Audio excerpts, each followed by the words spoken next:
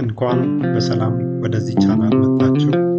ለቻናሉ አዲስ የሆናችሁ ቻናሉን ሰብስክራይብ አድርጉ፣ ቪዲዮዎችንም ላይክ አድርጉ። ቪዲዮቹም ለሌሎች እንዲደርስ ሼር አድርጉላቸው። ቴንኪው።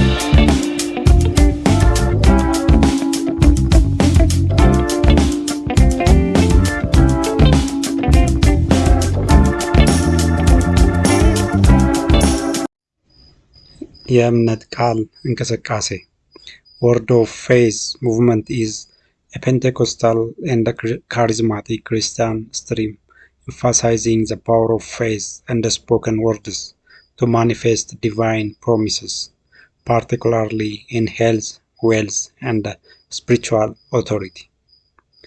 እንደ የእምነት ቃል እንቅስቃሴ አስተምሮ ሰዎች ሀብትን፣ ጤንነትን፣ ስኬትን፣ ዝናን በአጠቃላይ ማግኘት የሚፈልጉትን ነገር በራሳቸው ላይ በማወጅ በማሰላሰልና በመለማመድ በቀላሉ በአንደበታቸውና በእምነት እንቅስቃሴያቸው ብቻ መፍጠር እንደሚችሉ ያስተምራል።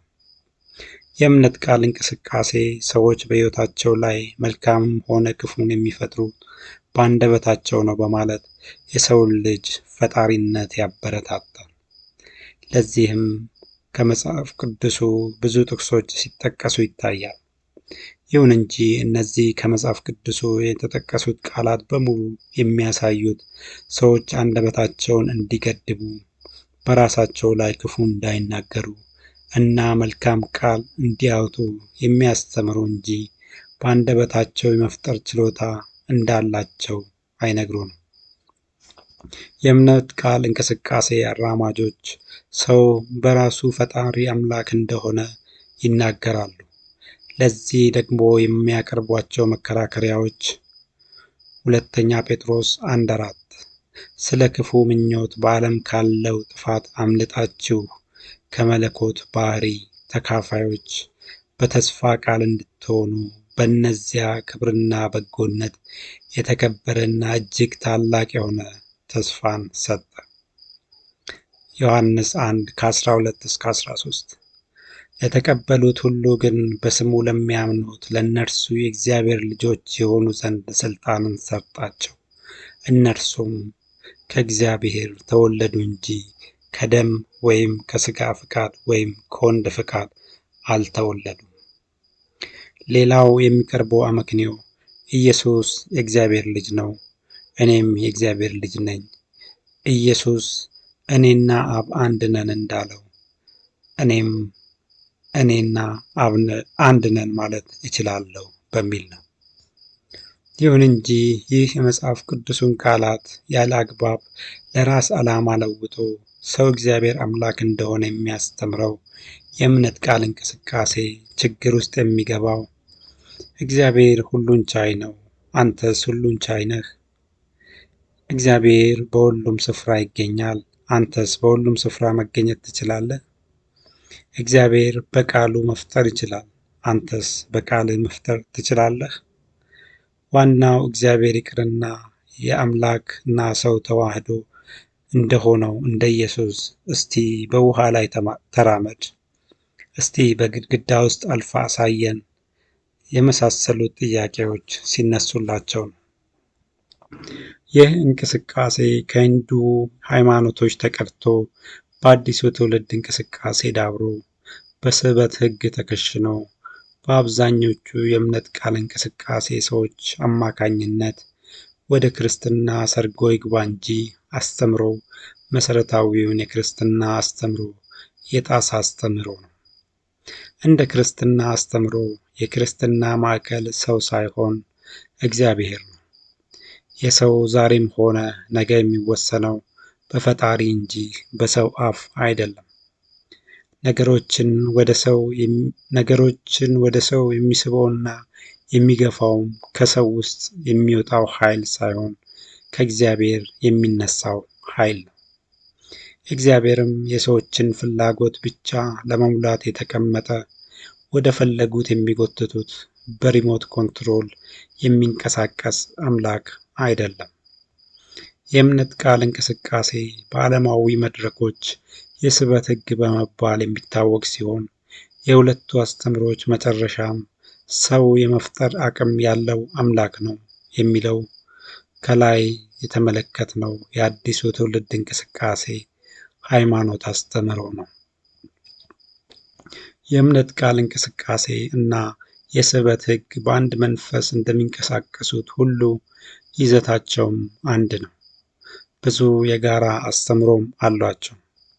እነርሱም The Power of Subconscious Mind የሰው ልጅ ያለው ትልቅ አእምሮ ነው። ከአእምሯችን የተጠቀምነው 5% ብቻ ነው። 95%ን ልንጠቀምበት ይገባል። ድብቅ አእምሮ ዩኒቨርሳል ማይንድ የሰው አእምሮ መንፈሳዊ ኃይል አለው። በአእምሮ የፈለግከውን ነገር ወደ ራስህ መሳብ ትችላለህ። ከራስህ ማራቅ ትችላለህ። ሐሳብ ቫይብሬሽን ይፈጥራል። ቫይብሬሽን ደግሞ ቁስን ይፈጥራል። ንግግርህ የመፍጠር ኃይል አለው። ዛሬ የምትኖረው ሕይወት የትናንት ንግግርህ ውጤት ነው። ዛሬ የምትናገረው የነገ ሕይወትን ይወስናል በሚሉ አስተምህሮቻቸው አንድ ያደርጓቸዋል። ይህ ሰው ኃይል እንዳለው የመፍጠር ጉልበት እንዳለው የሚያስተምረው የትዕቢት መንፈስ ግን አዲስ መንፈስ አይደለም። ዲያብሎስ ራሱን ከእግዚአብሔር ጋር አወዳድሮ የወደቀበት መንፈስ ነው። ምንም እንኳን የዚህ የእምነት ቃል እንቅስቃሴ ተከታዮች ራሳቸውን ፈጣሪ አድርገው ቢናገሩም ፈጣሪ ሆነው አንዳች ነገር ሲፈጥሩ ግን አይታይም። ከፉከራቸውና ከቁም ቅዠታቸው በቀር ከሌላ ሰው የሚለዩበት አንዳች ነገር የለም። ግራጴውን አማኝ በባዶ ተስፋ በቅዠት ዓለም አንሳፈው በእግዚአብሔር ስም ከኪሱ በመነተፉት ገንዘብ ባለጠጋ ከመሆናቸው በስተቀር። የእምነት ቃል እንቅስቃሴ ከክርስትናው ጋር ሊሄድ የማይችልበትና ያልቻለበት ትልቁ ምክንያት በክርስትና ሁሉንም ነገር መፈለግ የማይፈቀድ መሆኑና ሁሉንም ነገር በፈለጉት ጊዜ ማግኘት የማይቻል መሆኑ ነው። በክርስትናው አካሄድ የእግዚአብሔር ፍቃድ እና የእግዚአብሔር ጊዜ የሚባሉ ነገሮች ገዢ ነገሮች ናቸው። ይሁን እንጂ ብዙዎች ይህንን እውነታ ባለማወቅ በእምነት ቃል እንቅስቃሴ ንፋስ በመንፈስ ብቻ ከእግዚአብሔር ጋር ሲተላለፉ እየተመለከትን ነው። በዚህ መተላለፍ ምክንያትም ብዙ አማኞች በውጭያቸው ሃይማኖተኞች መስለው ይሄዱ እንጂ በውስጣቸው ግን እጅግ ተስፋ የቆረጡ አማኞች ናቸው። በእምነት እንቅስቃሴ ምክንያት ዛሬ ላይ ብዙ ሰዎች በብዙ ተጎድተውበታል። በዚህም ብዙዎች መደበኛ ስራቸውን ትተው የባንክ ደብተራቸውን ይዘው በየቸርቹ እየዞሩ ሀብታምነትን ሲያውጁ ውለው ባዶ እጃቸውን ሲቀሩ ንቀው ወደ ተዉት የቀድሞ ስራቸው ተመልሰዋል። ብዙዎችም በዚህ ትምህርት ተሳስተው የሚጠቀሙትን መድኃኒት እንኳን በመተው ቀናቸው ሳይደርስ ከዚህ ዓለም በሞት ተለይተዋል። በተመሳሳይ መንፈስም ብዙ ተማሪዎች ጠንክረው ማጥናት ሲገባቸው በዚህ ኔም ኢት ኤንድ ክሌም ኢት መንፈስ ሰቃይ እንደሚሆኑ ሲያውጁ ከርመው ውጤታቸው ባዶ ሆኖ ከዩኒቨርሲቲዎች ተባረዋል።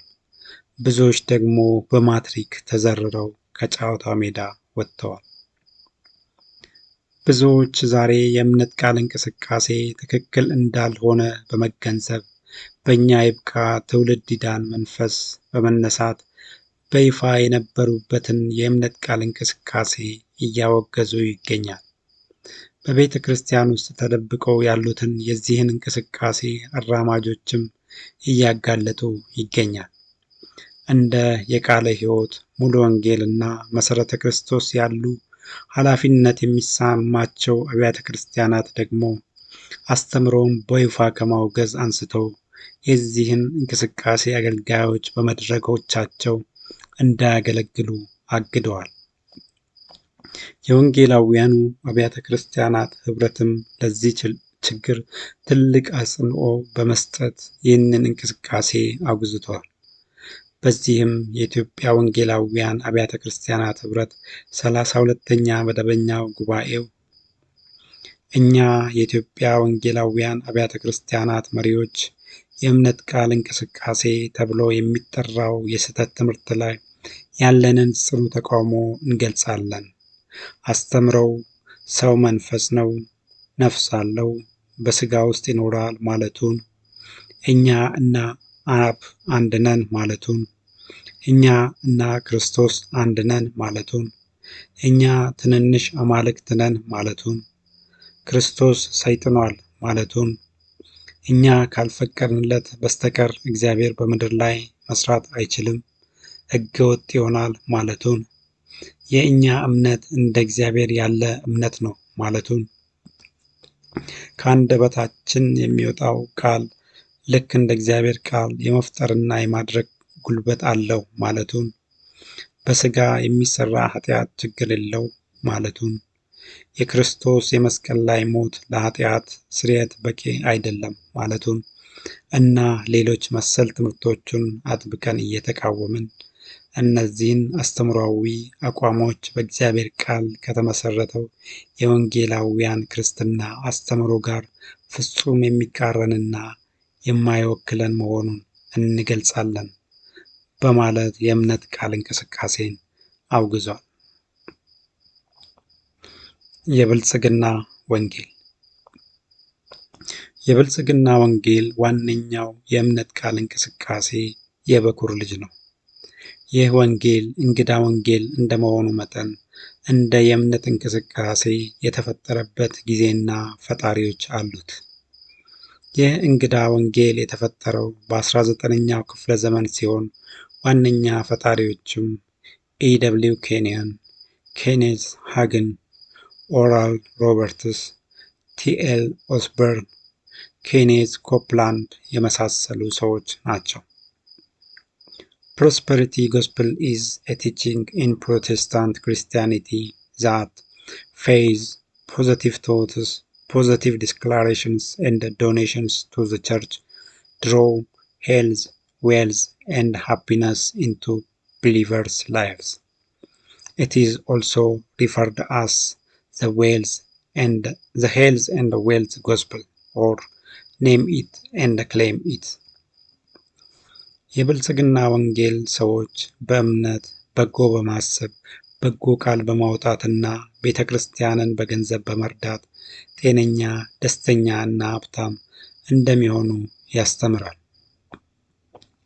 ከጤና ጋር በተያያዘ የብልጽግና ወንጌል አስተምሮ ከሜሪ ቤከር ክርስቲያን ሳይንስ አስተምሮ ጋር የሚመሳሰል ሲሆን በዚህ አስተምሮ ሰዎች በእምነት በሚያወጡት ቃል ይህም የእምነት ቃል ብቻ ከበሽታቸው እንደሚፈወሱ ያስተምራል።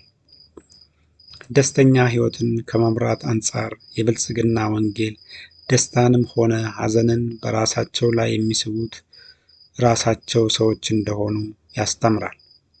እንደ ብልጽግና ወንጌል አስተምሮ ሰዎች ባገኙት ነገር ቢደሰቱና ከሐዘንተኞች ይልቅ ከደስተኞች ጋር ቢሆኑ የደስተኝነትን ሕይወት እየፈጠሩ እንደሚሄድ ያስተምራል።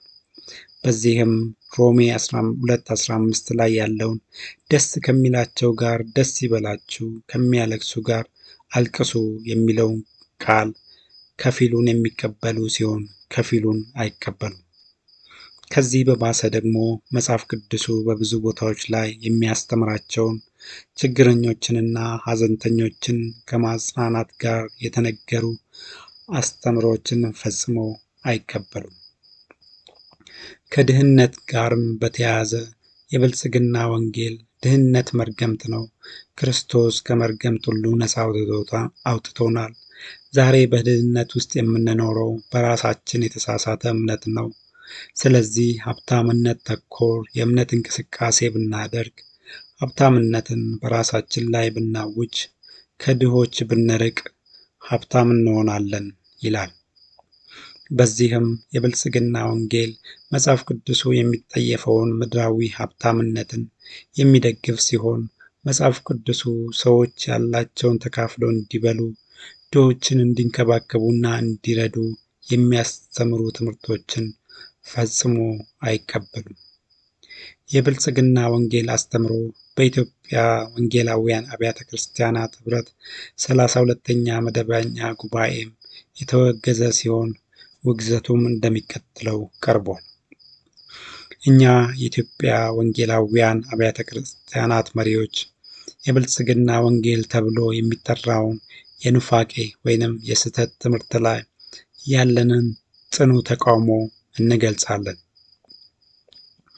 አስተምሮው አማኞች ፍጹም ሊታመሙ አይችሉም ማለቱን፣ አማኞች ፍጹም ሊደህዩ አይችሉም ማለቱን፣ ሰዎች የሚታመሙትም ሆነ የሚደህዩት ከእምነት እጦት የተነሳ ነው ማለቱን፣ ከአንደበታችን የሚወጣው ቃል ልክ እንደ እግዚአብሔር ቃል የመፍጠር እና የማድረግ ጉልበት አለው ማለቱን እና የክርስቶስ መስቀል ምሳሌያዊ ጥሪ አንቀበልም ማለቱን እና መሰል ትምህርቶቹን አጥብቀን እየተቃወምን እነዚህን አስተምሯዊ አቋሞች በእግዚአብሔር ቃል ላይ በተመሰረተው የወንጌላውያን አስተምሮ ጋር ፍጹም የሚቃረንና እኛን የማይወክለን መሆኑን እንገልጻለን። የብልጽግና ወንጌል የተመሰረተው የብሉይ ኪዳን አስተምሮችን ያለ አግባብ አዲስ ኪዳን ውስጥ በማስገባት ሶስተኛ ቅይጥ ኪዳን በመስራት ነው። የብልጽግና ወንጌል ያተኮረውበት ቁሳዊ ሀብታምነት የሚደገፈው በብሉይ ኪዳን ሲሆን ከአዲስ ኪዳኑ ምንም ድጋፍ የለውም። የብሉይ ኪዳን ጻድቃን በሙሉ ትልልቅ ከበርቴዎች ነበሩ። በተቃራኒው ደግሞ ኢየሱስና ሐዋርያቱን ጨምሮ ሁሉም የአዲስ ኪዳን መሪዎች የሚታወቁት በቁሳዊ ሀብታቸው ሳይሆን በመንፈሳዊ ሀብታቸው ነበር። በብሉይ ኪዳን ዘመን የፈጣሪ ባርኮት የሚታየው በቁሳዊ ባለጠግነት ነበረ። በአዲስ ኪዳኑ ደግሞ ከምድራዊው ትርጉም ከፍ ባለው በዘላለማዊው መንፈሳዊ ባለጠግነት ነው።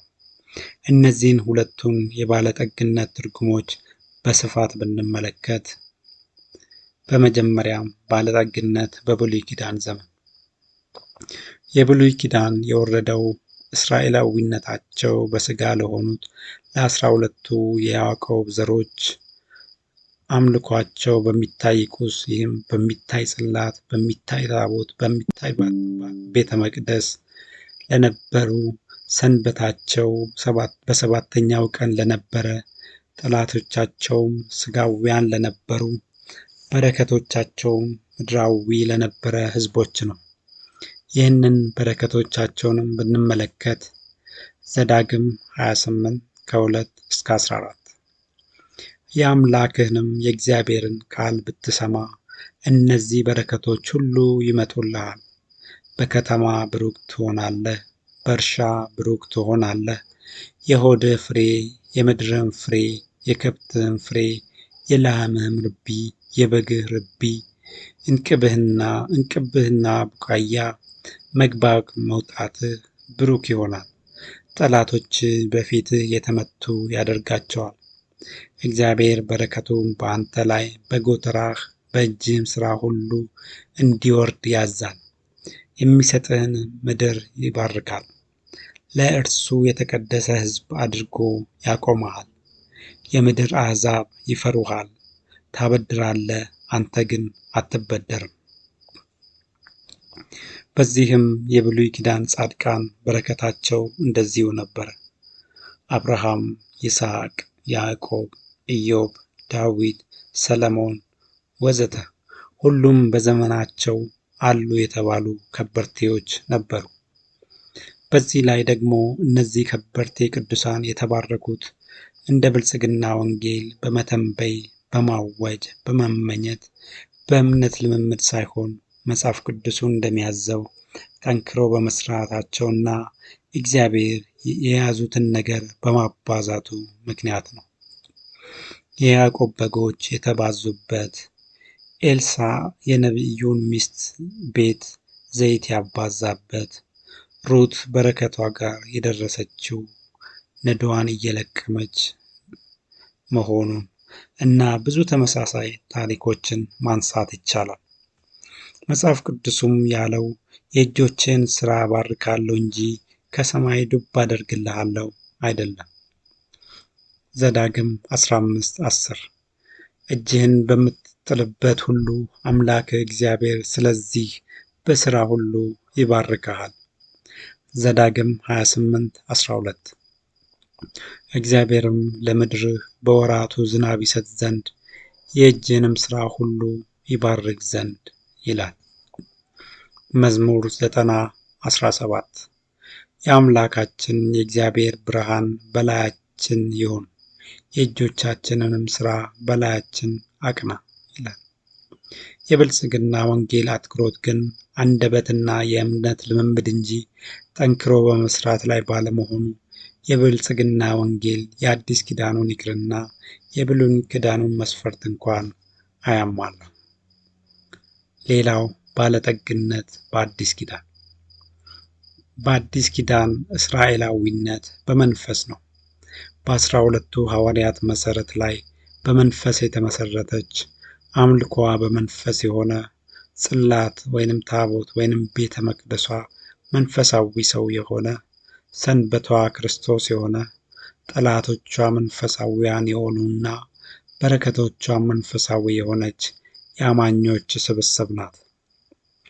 ኤፌሶን 1:3 በክርስቶስ በሰማያዊ ስፍራ በመንፈሳዊ በረከት ሁሉ የባረከን የጌታችን የኢየሱስ ክርስቶስ አምላክና አባት ይባረክ።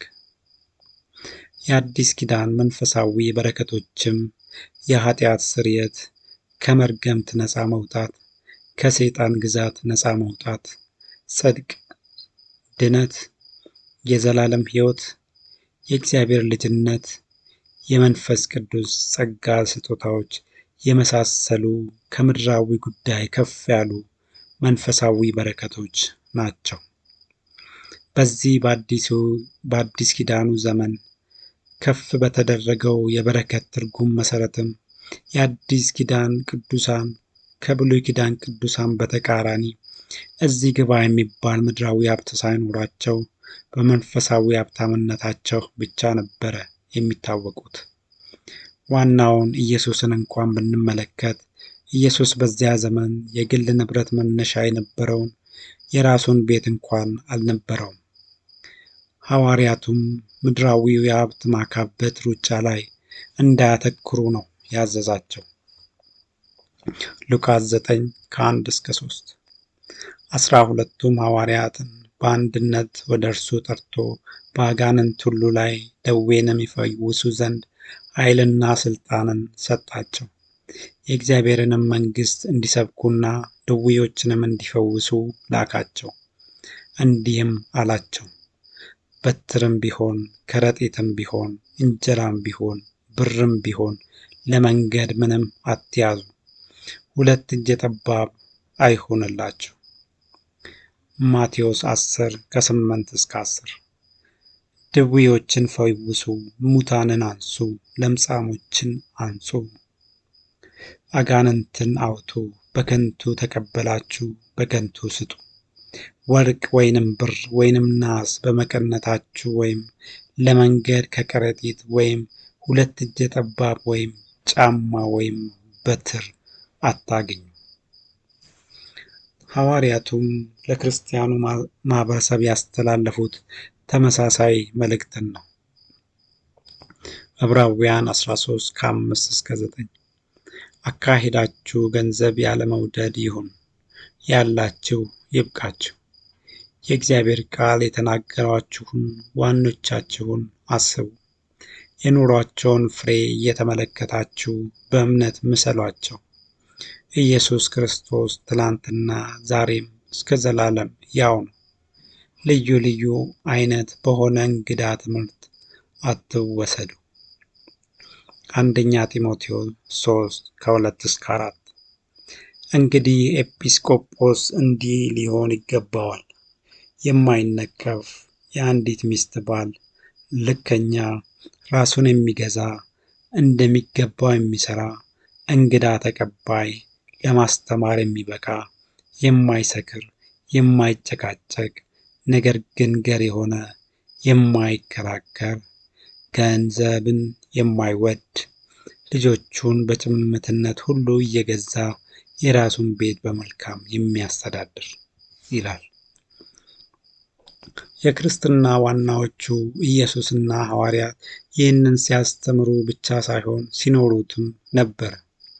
ኢየሱስ ከደቀ መዛሙርቱ ጋር ወደ ቅፍርናሆም በመጣ ጊዜ ግብር እንዲገብር ተጠየቀ። እርሱ ግን ኪሱ ባዶ ስለነበረ ጴጥሮስን ወደ ባህር ሂድና ዓሣ አጥምደህ ከአፉ ውስጥ ሳንቲም አውጥተህ ክፈል አለው።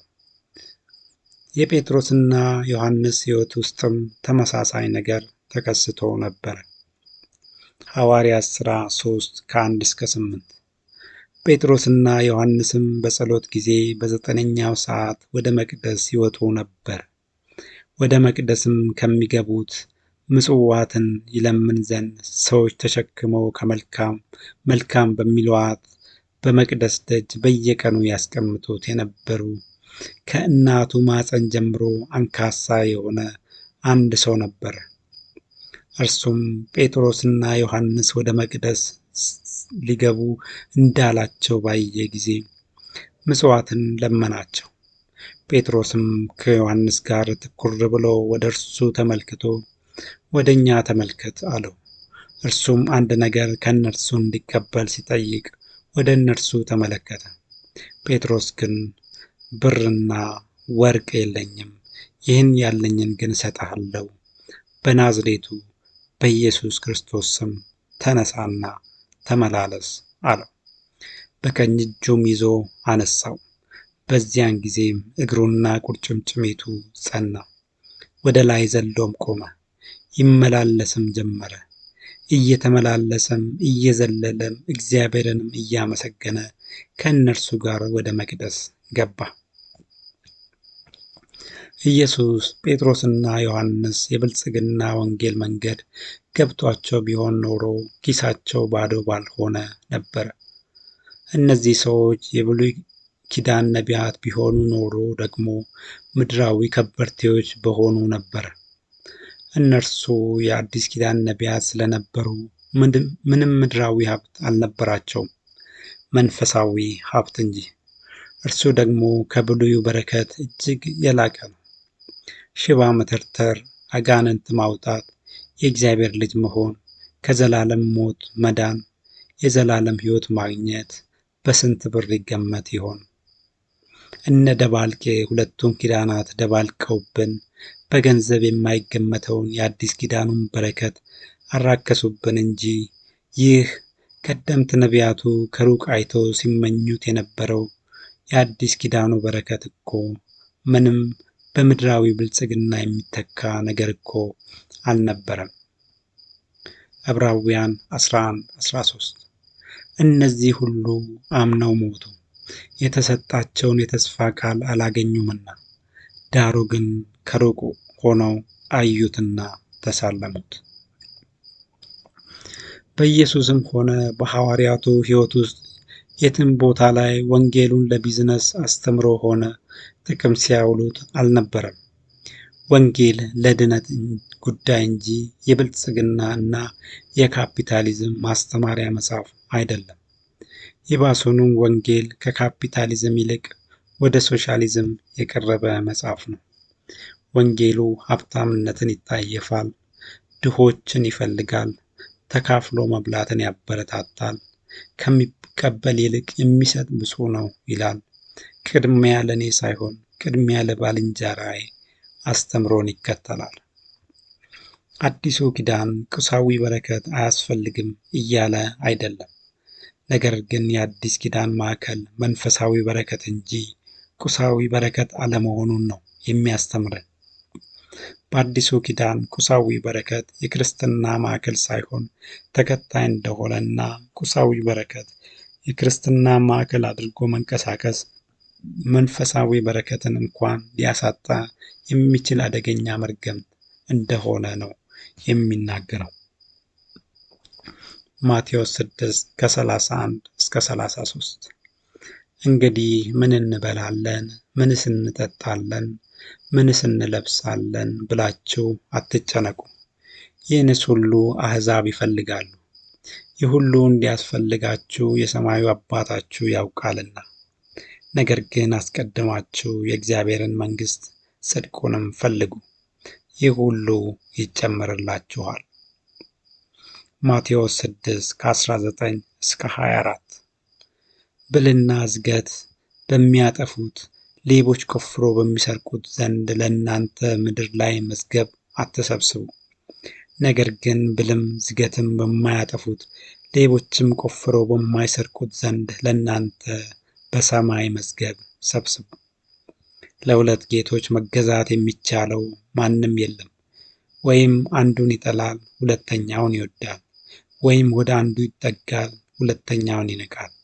ለእግዚአብሔርና ለገንዘብ መገዛት አትችሉ። ማርቆስ 10:21-25 ኢየሱስም ያለህን ሁሉ ሸጠህ ለድሆች ስጥ፣ በሰማይ መዝገብ ታገኛለህ፣ መስቀሉንም ተሸክመህ ና ተከተለኝ አለው። ነገር ግን ስለዚህ ነገር ሰውየው ፊቱ ጠቆረ፣ ብዙ ንብረት ስለነበረው እያዘነ ሄደ። ኢየሱስም ዘወር ብሎ አየ፣ ደቀ መዛሙርቱን ገንዘብ ላላቸው ወደ እግዚአብሔር መንግሥት መግባት እንዴት ጭንቅ ይሆናል አላቸው። ባለጠጋ ወደ እግዚአብሔር መንግሥት ከሚገባ ግመል በመርፌ ቀዳዳ ቢያልፍ ይቀላል አላቸው። አንደኛ ጢሞቴዎስ 6:6-11 ኑሮዬ ይበቃኛል ለሚለው ግን እግዚአብሔርን መምሰል እጅግ ማትረፊያ ነው። ወደ ዓለም ምንም እንኳን አላመጣንምና አንዳችን ልንወስድ አይቻለንም። ምግብና መጠጥ ከኖረን ግን እርሱ ይበቃናል። ዳሩ ግን ባለጠጎች ሊሆኑ የሚፈልጉ በጥፋትና በመፍረስ ሰዎችን በሚያሰጥምና በሚያሰንፍ በሚጎዳም በብዙ ምኞትና በፈተና በወጥመድ ይወድቃሉ። ገንዘብ መውደድ የክፋት ሁሉ ስር ነውና። አንዳንዶች ይህንን ሲመኙ ከሃይማኖት ተሳስተው በብዙ ስቃይ ራሳቸውን ወጉ። አንተ ግን የእግዚአብሔር ሰው ሆይ ከዚህ ሽሽ። ጽድቅንና እግዚአብሔርን መምሰል፣ እምነትንም፣ ፍቅርንም፣ መጽናትንም፣ የዋህነትንም ተከታተል። ይህም የሚያሳየን በአዲሱ ኪዳን ዘመን ምድራዊ ብልጽግና ማዕከል አድርጎ የሚንቀሳቀሰው የብልጽግና ወንጌል አስተምሮ መርገምት መሆኑን ነው። እነዚህን በመሰረተ ሐሳብ ደረጃ አነሳናቸው እንጂ ይህንን የክፋት ሁሉ ምንጭ የሆነውን ገንዘብ ተኮር ስብከት ላይ የተጠመዱትን የብልጽግና ወንጌል ሰባኪዎችን ስንመለከት ዋናው አስተምሮታቸው ስጡ ይሰጣችኋል የሚለውን በተግባር ለእኔ ስጡኝ እርሱ ይሰጣችኋል አድርገውት ነው የምንመለከተው። በዚህም የብልጽግና ወንጌል ብልጽግናን የሚያመጣው ለመሪዎቹ እንጂ ለተከታዮቻቸው አይደለም። ኢየሱስ አንድ ሆኖ በተአምራት 1000 ሰዎችን እንደመገበው እነዚህ ሰዎች ደግሞ አንድ ሆነው በ1000 ሰዎች ይመገባሉ። በዚህም የብልጽግና ወንጌል አካሄድም መሪዎች እየደለቡና እያሸበረቁ የሚሄዱበት፣ ተመሪዎች ደግሞ እየከሱና አመዳም እየሆኑ የሄዱበትን ሁኔታ ነው እየተፈጠረ ያለው።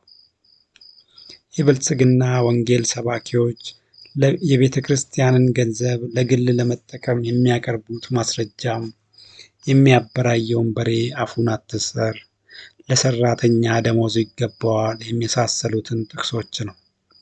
ይሁን እንጂ እነዚህ ሰዎች በነፃ የተቀበላችሁትን በነፃ ስጡ የሚለውን ቃል፣ ደሞዛችሁ ይብቃችሁ የሚለውን ቃል፣ ጳውሎስ ሰው ላይ ሸክም ላለመሆን ድንኳን ሲሰፋ እንደነበረ፣ ኤልያስ የሶርያውን ንጉሥ ንዕማንን ሲፈውስ እጅ መንሻ አልቀበልም እንዳለ የሚያስተምሩ የመጽሐፍ ቅዱስን ክፍሎች ተመልክተው ራሳቸውን በሚዛናዊ ቦታ ማስቀመጥ አይፈልጉም።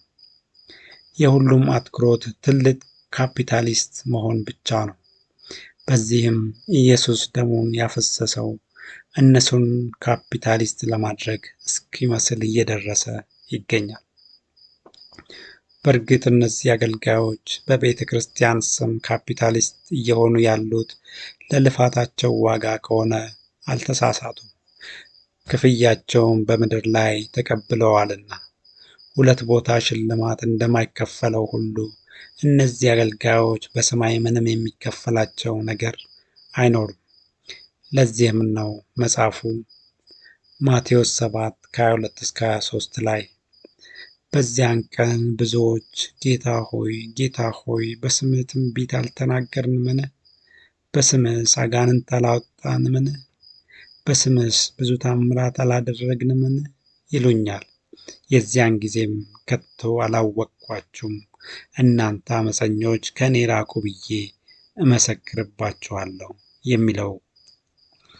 ይህ ቃልም የተነገረው ላላመኑት ወይ ለተራው ክርስቲያን አይደለም።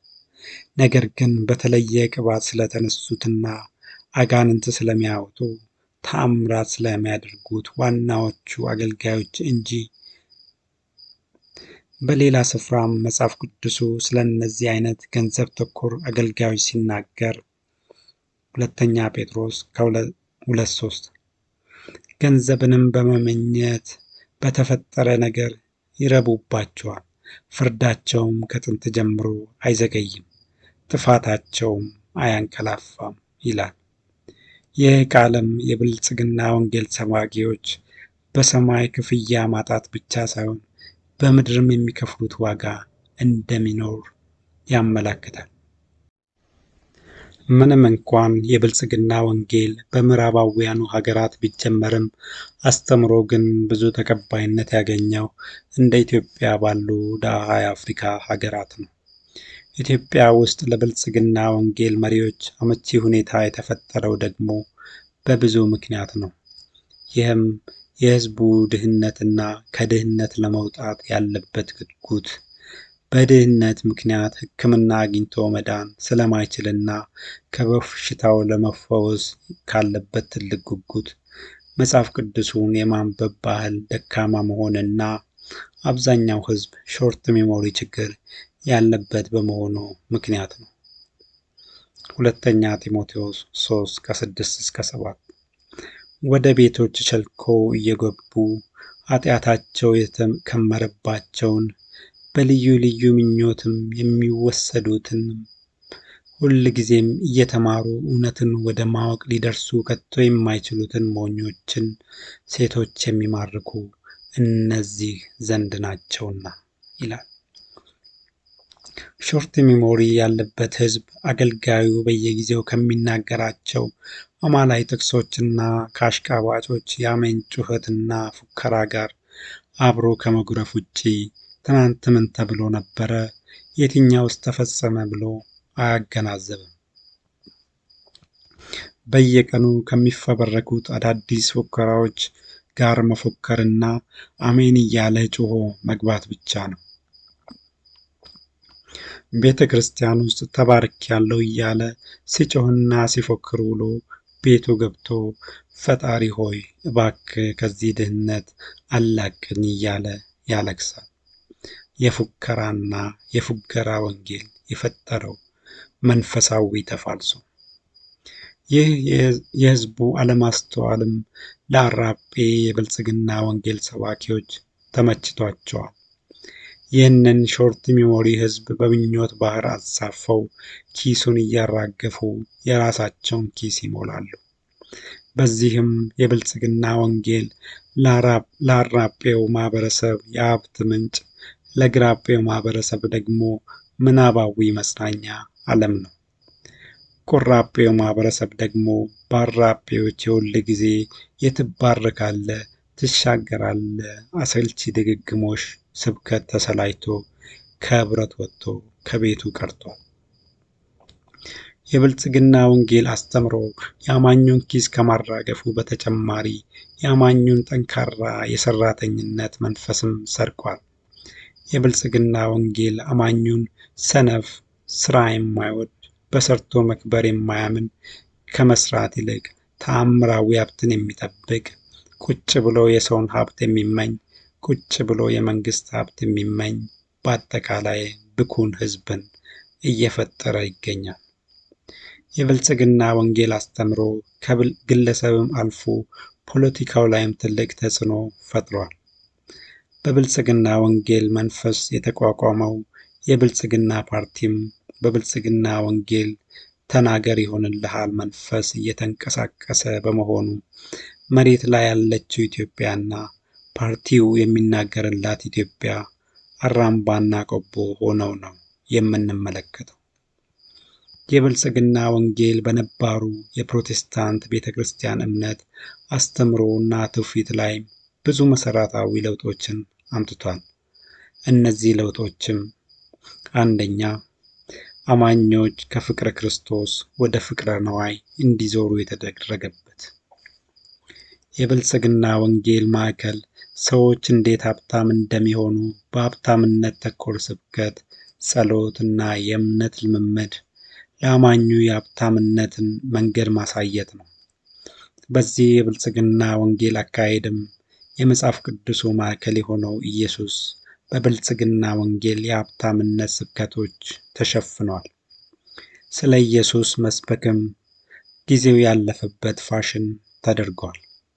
በዚህም ድሮ የነበረው ፍቅረ ኢየሱስ በፍቅረ ነዋይ ሲተካ እየተመለከትን እንገኛለን።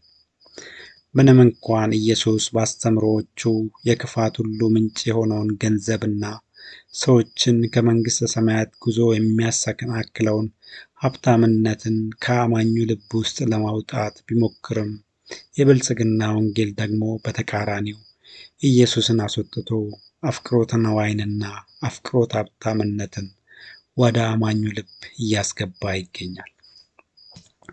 ሁለተኛ፣ አማኞች ከመንፈሳዊ በረከት ወደ ምድራዊ ጉዳይ እንዲዞሩ የተደረገበት። የብልጽግና ወንጌል አትኩሮት ምድራዊ ባለሀብትነት ላይ በመሆኑ አማኙ ማህበረሰብ ጊዜውን፣ አእምሮውንና ትጋቱን ሁሉ እያደረገ ያለው በዚህ ምድራዊ ጉዳይ ላይ በመሆኑ ዘላለማዊው መንፈሳዊ ጉዳይ ተናጋሪም ሰሚም አጥቷል። ዛሬ ላይ ስለ መንፈሳዊ ጉዳይ ይህም የዘላለማዊ ሕይወት፣ የድነት፣ የእግዚአብሔር ልጅነት፣ በመንፈስ ቅዱስ የመታተም፣ በሰማያዊ መዝገብ የመመዝገብ፣ ከፍርድ የማምለጥ፣ አጋንንትን የማውጣት፣ የልሳን፣ የማስተማር፣ የመስበክ፣ የመምከር፣ የመመጽወት፣ የመተናነጽ፣ የመጽሐፍ ቅዱስ ጥናት ጉዳዮች ቦታ አጥተዋል። ቤተ ክርስቲያን ዛሬ በመጨረሻው ዘመን አማኙ ማህበረሰብ ዘይቱን ሞልቶ ለኢየሱስ ዳግም ምጽአት ዝግጁ ሆኖ እንዲጠባበቅ ማነሳሳት ሲገባት፣ አማኙን ግን እያዘጋጀች ያለችው የክፋት ሁሉ ምንጭ ለሆነው ገንዘብና ሀብታምነት ነው። መጽሐፉ ግን ቆላስይስ 3:1-4 ላይ እንግዲህ ከክርስቶስ ጋር ከተነሳችሁ ክርስቶስ በእግዚአብሔር ቀኝ ተቀምጦ ባለበት በላይ ያለውን እሹ፣ በላይ ያለውን አስቡ እንጂ በምድር ያለውን አይደለም። ሞታችኋልና ሕይወታችሁም በእግዚአብሔር ከክርስቶስ ጋር ተሰውሯልና ሕይወታችሁ የሆነው ክርስቶስ በሚገለጥበት ጊዜ በዚያን ጊዜ እናንተ ደግሞ ከእርሱ ጋር በክብር ትገለጣላችሁ ብሎ ነበረ። በብልጽግና ወንጌል ተጽዕኖ ምክንያትም ዛሬ ላይ ስብከቶች፣ ጸሎቶች፣ መዝሙሮች በሙሉ ወደ ምድር እንጂ ወደ ሰማይ መመልከት አቁመዋል። ዛሬ አየሩን የሞሉት አፈር አፈር፣ ምድር ምድር፣ ዓለም ዓለም ብቻ የሚሸቱ ስብከቶች፣ መዝሙሮችና ጸሎቶች ብቻ ሆነዋል። በዚህም በብልጽግና ወንጌል ምክንያት የገላትያ ሰዎችን ክርስትና በዚህ ዘመንም ሲደገም እየተመለከትን እንገኛለን። ገላትያ 3:1-4 የማታስተውሉ የገላትያ ሰዎች ሆይ በዓይናችሁ ፊት ኢየሱስ ክርስቶስ እንደተሰቀለ ሆኖ ተስሎ ነበር። ለእውነት እንዳትታዘዙ አዚም ያደረገባችሁ ማን ነው? ይህን ብቻ ከእናንተ እንድማር እወዳለሁ። በመንፈስ ጀምራችሁ አሁን በሥጋ ትፈጽማላችሁን? በውኑ ከንቱ እንደሆነስ እንደዚህ ያለ መከራ በከንቱ ተቀበላችሁን? ይላል። በተለምዶ አሳማ የሰማይን ቀለም አይቶ አያውቅም ይባላል። ምክንያቱም አሳማ ሁል ጊዜ አትኩሮቱ ከእርሱ ላይ እንጂ ሰማዩ ላይ ስላልሆነ። የብልጽግና ወንጌልም የክርስቲያኖችን አትኩሮት ከሰማያዊ ጉዳይ ይልቅ በምድራዊ ስኬት ላይ ብቻ እንዲያተኩሩ በማድረግ ሰማይን የማያውቅ አሳማ ትውልድ እየፈጠረ ይገኛል። ሶስተኛ፣ ቤተ ክርስቲያንን ከሙሉ ወንጌልነት ወደ ግማሽ ወንጌልነት የተቀየረችበት። የብልጽግና ወንጌል አትኩሮት ምድራዊ ብልጽግና ጉዳይ በመሆኑ አትኩሮቱ በሙሉ ይህንን አስተምሮ የሚደግፉ ጥቅሶች ላይ ብቻ ነው። ስለዚህም ሌሎቹ የመጽሐፍ ቅዱሱ ክፍሎች አስተማሪም ሰሚም የላቸውም። መጽሐፍ ቅዱሱ ውስጥ የበረከት የፈውስና የማሸነፍ ቃላት እንዳሉት ሁሉ የተግሳጽ፣ የቅድስና፣ የጸጋ፣ ስለ ወንጌል ምስክርነት፣ ስለ ድነት፣ ስለ ፍቅር፣ ወንድሞችን ስለ መርዳት፣ የተጎዱትን ስለ መደገፍ፣ ትንቢቶች፣ ታሪኮች ወዘተ አሉ። አሁን አየሩን በተቆጣጠረው የብልጽግና ወንጌል ምክንያት ግን ከበረከት፣ ፈውስና ማሸነፍ ቃላት ውጪ ያሉት የመጽሐፍ ቅዱስ ክፍሎች በሙሉ ቦታ የላቸውም። አገልጋዩም ከነዚህ ከበረከት፣ ከፈውስና ከማሸነፍ ቃላት ውጪ ከሰበከ ጉባኤው ላይ የእንቅልፍ መንፈስ ይወድቃል። ስለዚህም በአሁኑ ጊዜ ወንጌል ማለት ለምዕመኑ የሚመቸውን ብቻ እየመዘዙ በዚያ ላይ እርስ በርስ ሲያሟሙቁ ውሎ መግባት ሆኗል። በዚህም በአሁኑ ጊዜ ቤተ ክርስቲያን ምዕመናኖቿን እየመገበች ያለችው ሕዝቡ የሚያስፈልገውን ሳይሆን ሕዝቡ የሚፈልገውን ብቻ ሆኗል። በእርግጥ ይህ ሁኔታ እንደሚፈጠር በመጽሐፍ ቅዱሱ አስቀድሞ ስለተነገረ የእሳት ጓዶችን መምከር ትንቢቱን መቃረን በመሆኑ ለእነዚህ ሰዎች ምክሩ አስፈላጊ አይመስልም። ለሚድኑት ግን ትንቢቱ እንደዚህ ይናገራል። ሁለተኛ ጢሞቴዎስ 4:3-5 ሕይወት የሚገኝበትን ትምህርት የማይታገሱበት ዘመን ይመጣልና፣ ነገር ግን ጆሮአቸውን የሚያሳክክ ስለሆነ እንደ ገዛ ምኞታቸው ለራሳቸው አስተማሪዎችን ያከማቻሉ። እውነትንም ከመስማት ጆሮአቸውን ይመልሳሉ፣ ወደ ተረትም ፈቀቅ ይላሉ። አንተ ግን ነገርን ሁሉ በልክ አድርግ። አራተኛ የአምልኮ መልክ የተቀየረበት። የብልጽግና ወንጌል ተከታዮች በሚያከናውኑት የእምነት ልምምድና ነገሮችን በእምነት ለመውለድ በሚያደርጉት ምጥ የቤተ ክርስቲያን ፕሮግራሞች ከመንፈሳዊነት ወደ ስሜታዊነት እየተለወጡ ይገኛል። በዚህም የቤተ ክርስቲያን ፕሮግራሞች ወደ ጩኸት፣ መወራጨት፣ ዝላይ፣ ፉከራ፣ ሽለላ፣ አክሽን ፊልም፣ ድራማ፣ በአጠቃላይ መንፈሳዊው ክርስትና ወደ ስሜታዊ ክርስትና እየተቀየረ ያለበትን ሁኔታ ነው እየተመለከትን ያለ ነው። ለብልጽግና ወንጌል ሰባኪዎች ወንጌል ማለት ሰዎች ከድህነት ውስጥ እንዲወጡና ካለባቸው በሽታ እንዲፈወሱ ችግሮቻቸውን እየኮረኮሩ ሲያስፎክሩ ማዋል ሲሆን፣ ለተከታዮቻቸው ደግሞ ወንጌል ማለት በችግራቸው ላይ፣ በበሽታቸው ላይ እና በጠላቶቻቸው ላይ ላብ እስኪያልባቸው ድረስ አዋጅ ሲያውጁ ውሎ መግባት ሆኗል።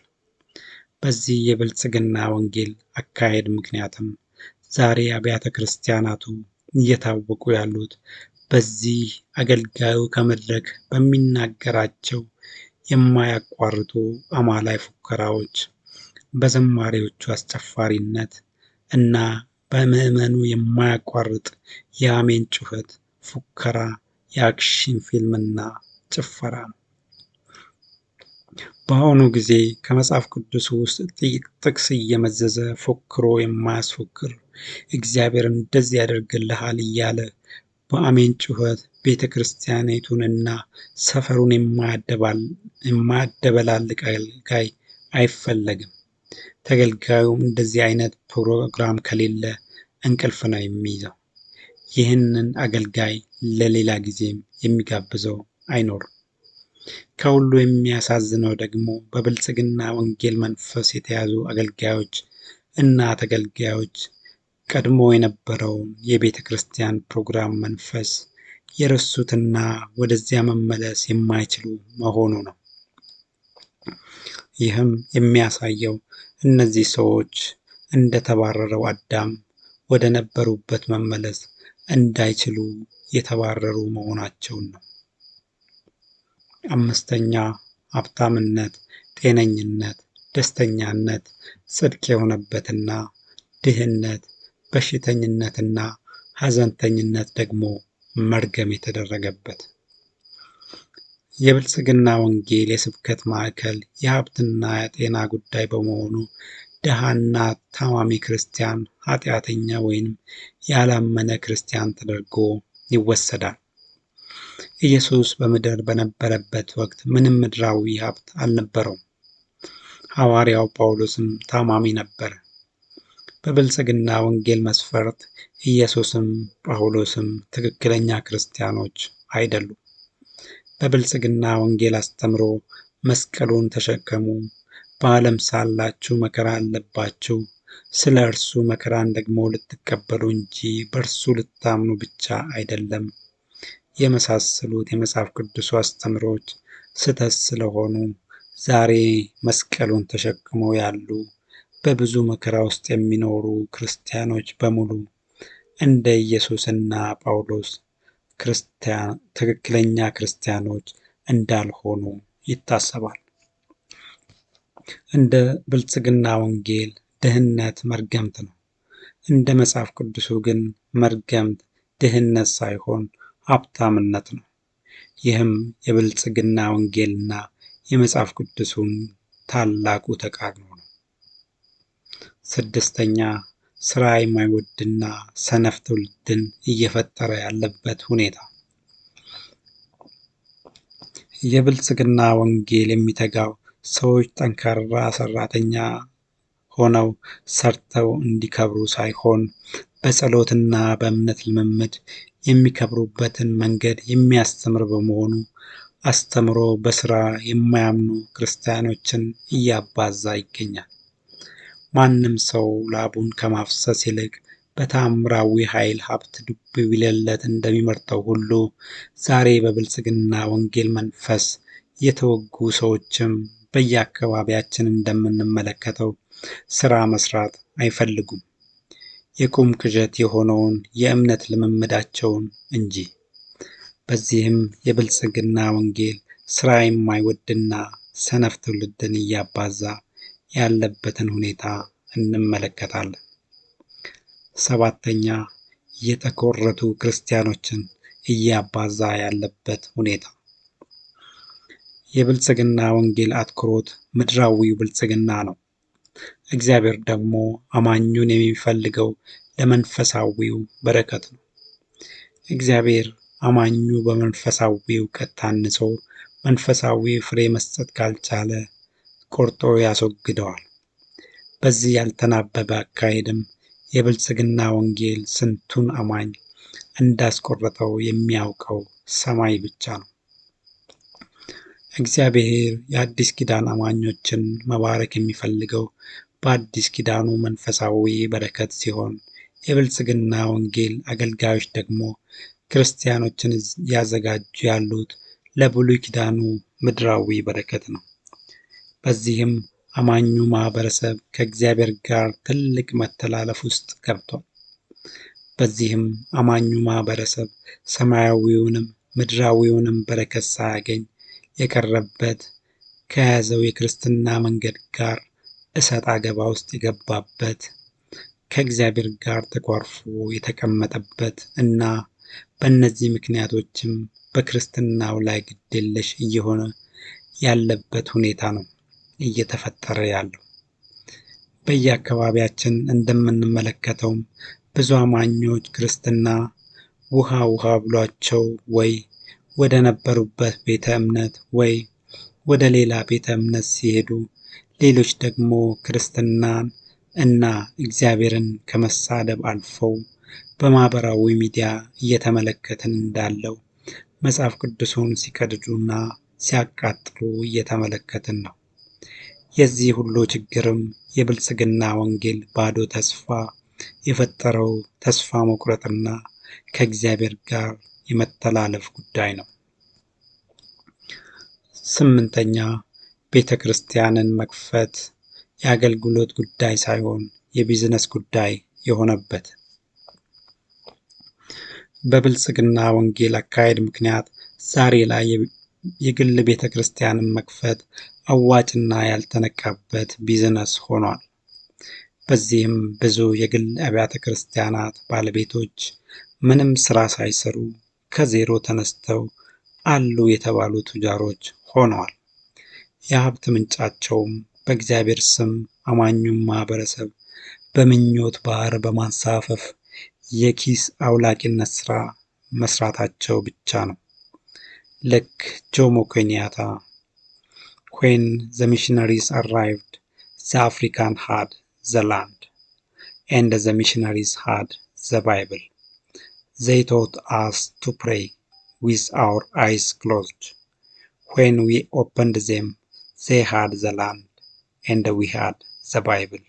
እንዳሉት የግል ቤተ ክርስቲያን መስራቾችም አማኙን በምኞት ባህር ውስጥ ጥለው ሀብቱን ዘርፈውታል።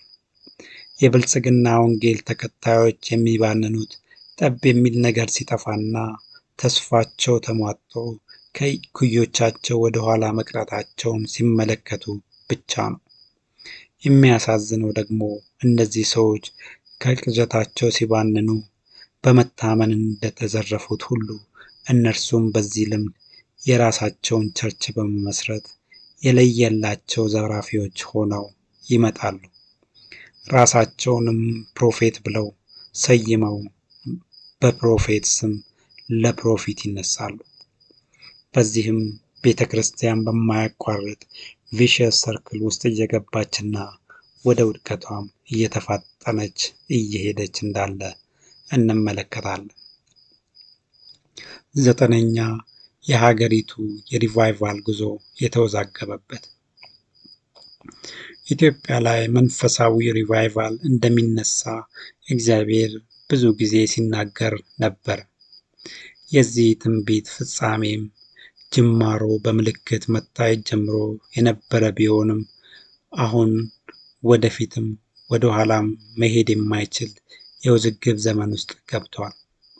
ውዝግቡም የተፈጠረው እግዚአብሔር ለዚህ ሪቫይቫል የቀባቸው ሰዎች የተሰጣቸውን ጸጋ ተጠቅመው ሀገራዊውን የወንጌል መስፋፋት ስራ ያሳልጣሉ ተብሎ ሲጠበቅ ሁሉም የብልጽግና ወንጌል መሪዎችን ምሳሌ በማድረግ በሽቀላ ዓለም ውስጥ በመስመጣቸው ነው።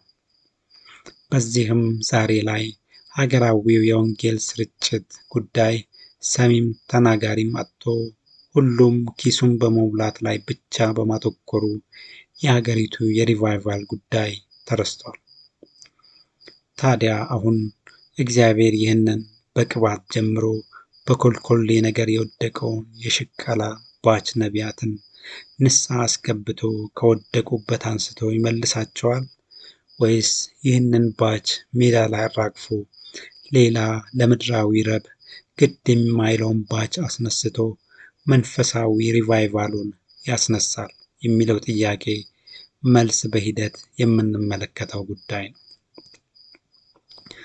በአንድ ወቅት ኢየሱስ ወደ ገሊላ ባህር ማዶ ተሻገረ። ከእርሱ ጋር ለተከተለው ሕዝብ በቂ እንጀራና ዓሣ ስላልነበረ ጥቂቱን ዓሣና እንጀራ ባርኮ ሕዝቡን በሙሉ አበላ። ሲመሽም ወደ ቅፍርናሆም ተሻገረ። ሕዝቡም በጠዋት እርሱን ፍለጋ ሲመጣ ኢየሱስ የተከተሉትን ሰዎች እንደ ዛሬዎቹ የብልጽግና ወንጌል ተከታዮች የተከተሉት በተአምራት የሚወርደውን ዳቦና ዓሣ ለመብላት ለኮልኮሌ ምድራዊ ነገር እንጂ ለመንፈሳዊ በረከት እንዳልሆነ ተገነዘበ። በዚህ ጊዜ ኢየሱስ ከዚህ በላተኛ ሕዝብ ጋር መሄድ ደብሮት ሥጋዬን ካልበላችሁ ደሜን ካልጠጣችሁ የሚል ለአእምሮ የሚከብድ ትምህርት አስተማራቸው። በዚህ ጊዜ ከ12ቱ ደቀ መዛሙርት ውጭ ያሉት በሙሉ ሌሎቹ ደቀ መዛሙርት እንኳን ጥለውት ሄዱ። እግዚአብሔር አትኩሯቸው ኮልኮሌ ነገር ላይ ያደረጉትን ኮልኮሌ ክርስቲያኖችን አይፈልግም። የሆነ ቦታ ላይ በሆነ ዘዴ ያራግፋቸዋል። ይህ እውነታም የብልጽግና ወንጌል መሪዎችና ተከታዮች መጨረሻ እንደሚሆን ግልጽ ነው። ይህ እውነታም የተጠሩት ብዙዎች የተመረጡት ግን ጥቂቶች የሚለው ቃል ፍጻሜም ይሆናል። እግዚአብሔር ከ3000 ዓመታት በፊት ኢትዮጵያዊ ባልሆነው በንጉሥ ዳዊት በኩል ስለ ኢትዮጵያ አንድ ቃል ተናግሮ ነበረ። ኢትዮጵያ እጆቿን ወደ እግዚአብሔር ትዘረጋለች የሚል ቃል። ይህ ቃል እስካሁን አልተፈጸመም። ነገር ግን የመፈጸም ሂደት ውስጥ ገብቶ ነበረ። የግል ቤተ ክርስቲያን የሚባለው አሰራር ሲመጣ ሂደቱ ተወዛገበ እንጂ። እግዚአብሔር በዚህ ዘመን በየትኛውም ሀገር እንደ ኢትዮጵያ ብዙ አገልጋዮችን አልቀባም ነበረ። ይሁን እንጂ የወንጌል ስርጭት ላይ ምንም የተለወጠ ነገር የለም። ይባሱንም ውዝግብ ነው የተፈጠረው። ትንቢት ይሻራል። ይሁን እንጂ ይህ በነቢዩ ዳዊት በኩል የተነገረው ትንቢት በእነዚህ አገልጋዮች ምክንያት ተሽሯል ከሆነ እነዚህ አገልጋዮች በራሳቸው ይቅርና ዘር ማንዘራቸው እንኳን ከፍሎ የማይጨርሰው ዕዳ ውስጥ እንደወደቁ ግልጽ ነው።